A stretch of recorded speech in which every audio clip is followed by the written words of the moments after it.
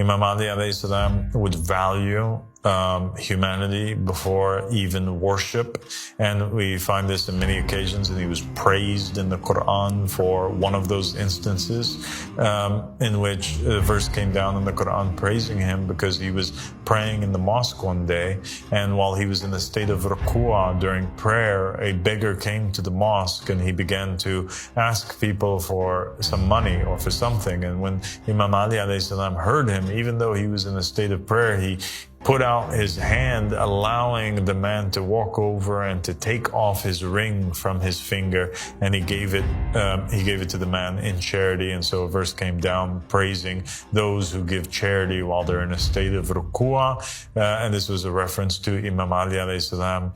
And so what does this mean? This means that God is setting the priorities straight, and the priorities for God is taking care of fellow man first. This is number one. Then comes after that worship in terms of any sort of physical act or ritual. And so the origin, right?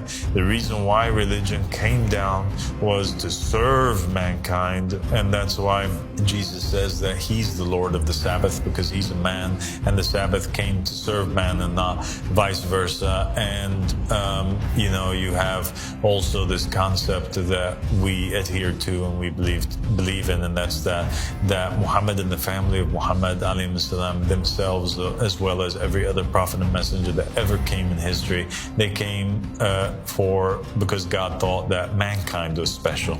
That's why he sent these representatives, not because he sent them because he thought that they were special. Certainly they were special, but he actually sent them because he thought mankind was special and were deserving of having a relationship and communicating with God Almighty.